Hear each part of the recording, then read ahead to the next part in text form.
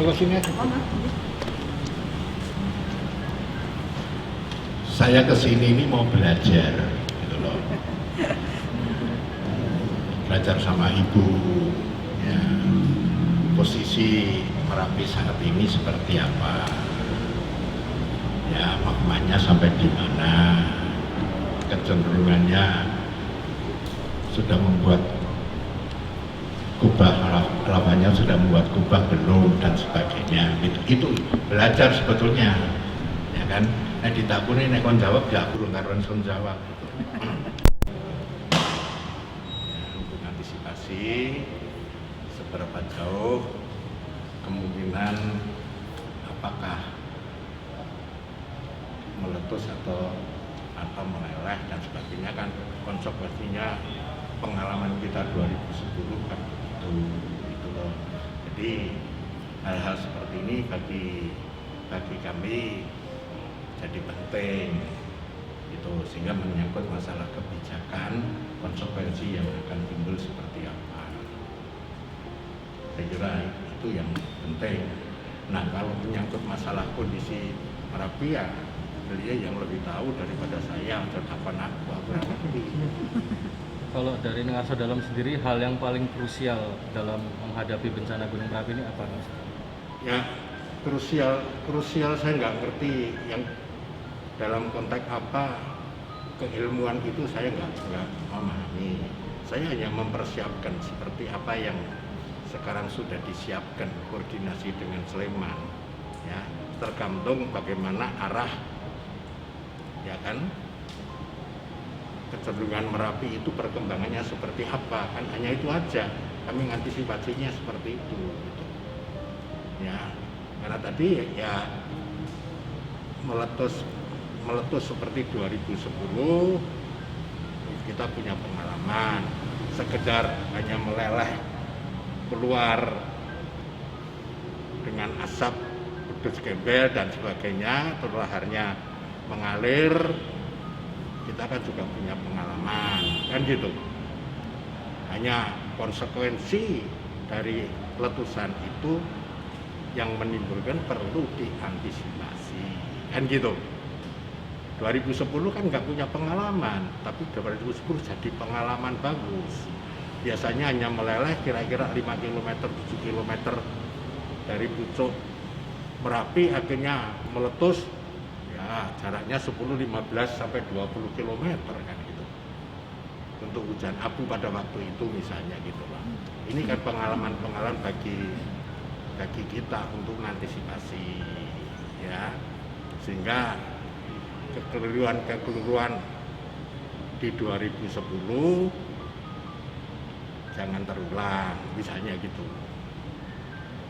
Dari awal hanya 6 tempat untuk penampungan, karena terus meletus akhirnya orang pada lari, ya kan, ada yang ngungsi sampai Gunung Kidul, sampai Kulon Progo. Lah kami terpaksa buka dapur umum di Gunung Kidul, Kulon Progo, kan sebetulnya kan juga bisa ditertawakan, oh ketukono ngopo gitu. Tapi fakta, karena rasa takutnya masyarakat kan sampai Gunung Kidul, Kulon Progo pun ada dapur umum, akan mempersulit kita. Jadi 26 dapur umum setiap hari pagi, siang, malam harus mengirim, kan transportasinya demikian jauh gitu, karena rasa takut psikologisnya masyarakat kan gitu. Nah, hal seperti ini kan kita antisipasi, jangan punya pengalaman yang tidak bisa kita perhitungkan karena punya pengalaman 2010 kira-kira gitu. Kalau terkait mekanisme pemantauan BPTKG menurut Ngarso Dalam sejauh ini seperti apa? Ya beliau kan yang lebih menguasai, makanya lebih baik saya kesini ingin tanya gitu loh, seberapa jauh kondisi Merapi saat ini kan gitu. Saya mau terkait dengan mungkin ada imbauan kepada para pengungsi yang saat ini masih berada di shelter supaya mereka lebih sabar karena kita belum tahu kapan erupsi akan terjadi.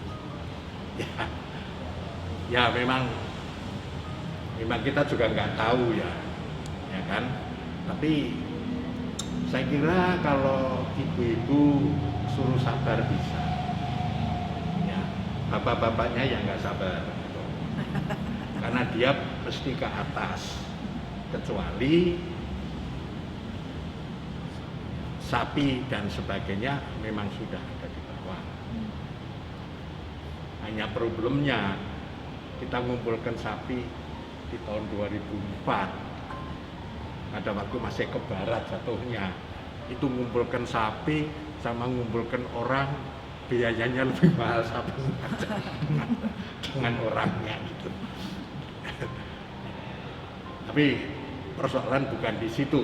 Bagaimana persoalannya bapak-bapak ini memang harus, karena merasa punya rumah, dia harus bersih-bersih, ya kan, tele oma dan sebagainya.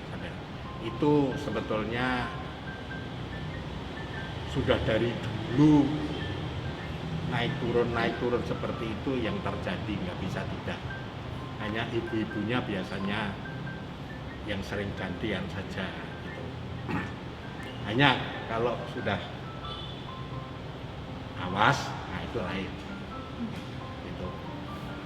Ya kan, biarpun kalau 2010 biarpun sudah meletus pada waktu itu, toh pagi-pagi saya coba jam di stadion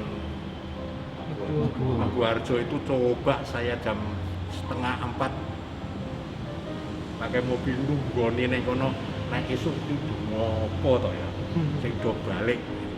Ternyata menarik juga gitu loh. Jadi 2010 itu saya tungguin itu, dia jam-jam 3:30 itu sudah parkir sepeda motor yang mau ke atas itu, parkir sepeda motor. Tapi boncengannya orang bonceng ke anake, ya kan? Tapi bagian makan. Jadi dia itu ke atas, itu keluarganya yang ambil makan pagi. Dia pulang kembali baru sore, makan siang istri anaknya yang ambil, baru makan malam itu dia makan. Pagi-pagi untuk ngasih bebeknya, ngasih ayamnya di rumah, dia bawa makan pagi, makan siang yang kemarin itu dibawa ke atas. Satu pakai sepeda motor, karena itu ditebar ke ayam dia, bebek dia, ngasih makan. Itu jatah yang pagi dan siang. Ternyata oh, dia bersih-bersih rumah. Oh begini tuh, dia itu setiap pagi dan kembali itu ternyata dia di sana di atas juga kerja. Jadi ya memang tidak mudah ya. Dia punya aset seperti itu harus dia tinggalkan begitu saja tanpa memang agak susah.